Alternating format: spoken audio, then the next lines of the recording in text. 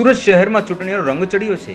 પ્રચાર જોરોશોરોથી શરૂ થઈ ગયા છે અને રાજકીય તાપમાન દિવસે ને દિવસે વધી રહ્યું છે.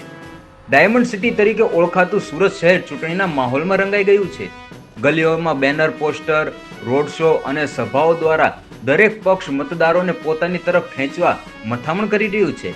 મેદાનમાં મુખ્ય રાજકીય પક્ષો ભારતીય જનતા પાર્ટી, કોંગ્રેસ અને આમ આદમી પાર્ટી દ્વારા સંપૂર્ણ તાકાત સાથે પ્રચાર ઉપર ઉતરી ગયા છે.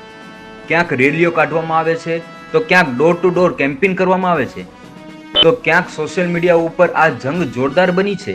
શહેરના વિવિધ વિસ્તારોમાં ઉમેદવારો સીધા લોકો વચ્ચે જઈને તેમના પ્રશ્નો સાંભળી રહ્યા છે. પાણી, રોડ, ટ્રાફિક અને સફાઈ જેવા મુદ્દા ઉપર આ વખતે ચૂંટણીના કેન્દ્રમાં છે.